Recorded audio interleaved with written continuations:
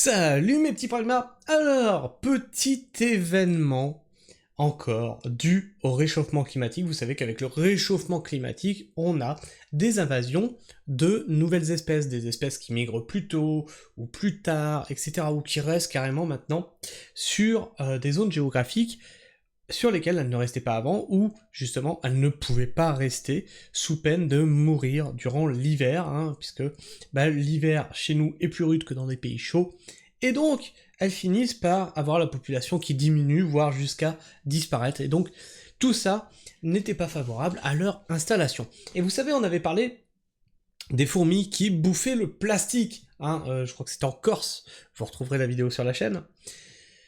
Et bien aujourd'hui on va encore parler de fourmis. Les fourmis de feu. Ouais, elles font du feu. Non, je crois pas, non.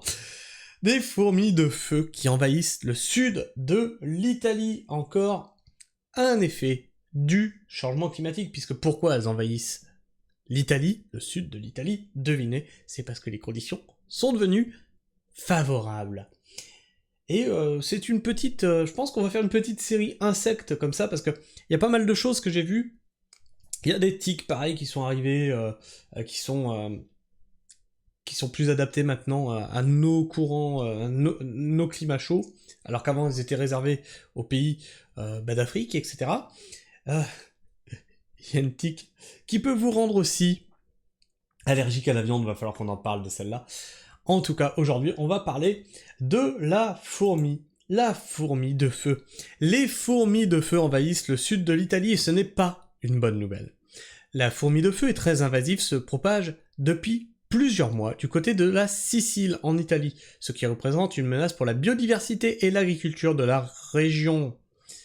La fourmi de feu s'est installée en Sicile, dans le sud de l'Italie, ce qui a rapidement mis en alerte les scientifiques européens, ces espèces étant l'une des plus invasives au monde et se montrant en plus dangereuse pour la biodiversité. Cette espèce de fourmi originaire d'Amérique du Sud, mais celle-ci est maintenant bien implantée aux États-Unis, en Australie et à Taïwan, aux Philippines et dans le sud de la Chine, ayant été importée accidentellement par l'homme dans ces régions. Son nom vient notamment de l'aspect douloureux de sa piqûre, dont le ressenti s'apparente à celui d'une brûlure. Les fourmis de feu sont plus agressives que la plupart des espèces de fourmis autochtones. Lorsqu'un animal ou un humain marche accidentellement sur leur nid, celle-ci attaque rapidement et massivement l'individu en question, piquant immédiatement et indistinctement au moindre mouvement. Ce type d'attaque soudaine est capable de provoquer la mort de petits animaux, mais est, sauf cas de réaction allergique, non létale, bien que très douloureux pour l'homme. Ces fourmis sont nuisibles, non seulement en raison de la douleur qu'elles peuvent infliger, mais également en raison des tumulus imposants qu'elles édifient, endommageant les racines des plantes et pouvant même provoquer la perte de certaines récoltes. Celles-ci sont également toujours en mouvement, se déplaçant d'une région à une autre et s'y implantant rapidement. Alors, qu'est-ce que c'est que cette vidéo? Oh là, attends, on va couper le son.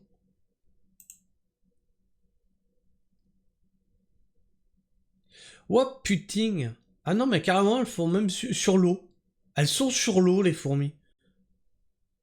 C'est les fourmis radeaux. Enfin, les fourmis de feu sont très résistantes, pouvant aussi bien survivre aux inondations qu'aux longues périodes de sécheresse. Par exemple, lorsque l'eau envahit leur nid, celles-ci se rassemblent pour former une sorte de radeau, capable de flotter sur l'eau et de dériver jusqu'à un nouvel habitat plus favorable, où elles pourront de nouveau s'implanter et proliférer. Ces fourmis sont aussi très résistantes au froid, pouvant facilement survivre à des températures s'abaissant jusqu'à moins 10 degrés environ. Une fourmi s'étant récemment implantée en Europe. Si jusque-là le continent européen avait été épargné par cet insecte nuisible, la fourmi de feu a récemment fait son apparition sur le sud de l'Italie. Durant l'hiver 2022-2023, 88 nids ont été repérés près de Syracuse en Sicile. Ces fourmis ont, comme pour de nombreuses régions du monde, vraisemblablement été importées accidentellement sur le secteur par l'homme.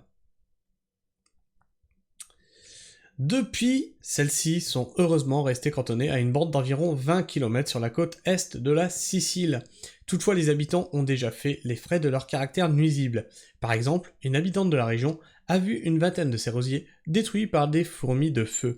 Celle-ci s'attaquant même à la carte électronique du portail de son entrée. C'est une manie, hein. C'est une manie chez les fourmis. On a vu que pareil, les fourmis qui étaient en Corse s'attaquaient au portail, au truc, bah oui, au système de fermeture et d'ouverture du portail, donc ça doit être la carte électronique.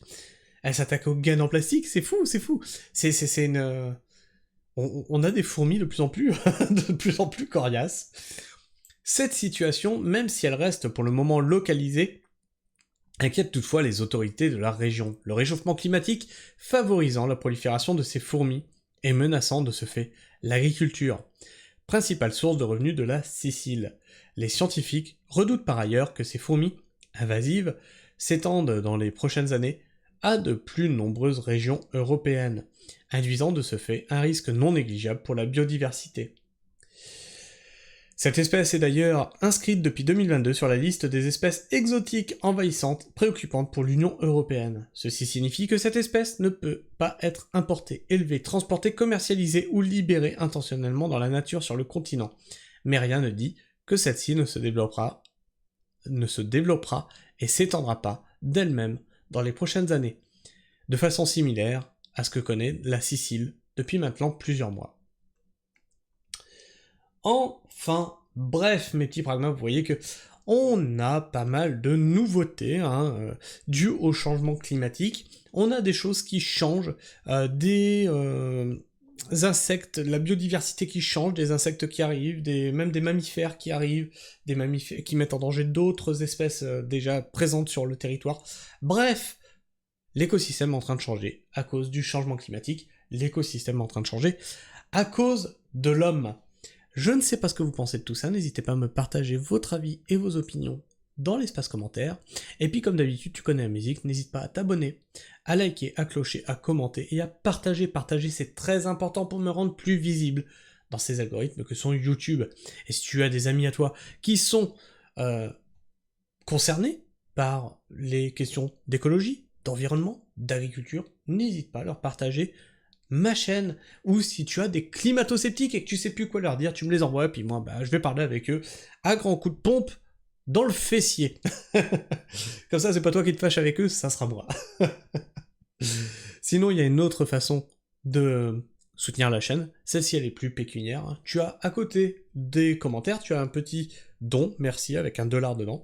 Tu remplaces la somme par celle que tu veux mettre, tu remplaces le merci par ton commentaire, et je le recevrai directement en notification sur mon téléphone portable. Enfin, tu peux aussi faire un don directement sur ma page Tipeee. Bien entendu, tout cela n'est pas obligatoire, la version tout à fait gratuite est suffisante, d'autant que la version payante ne vous apporte aucun autre avantage que celui de m'avoir soutenu.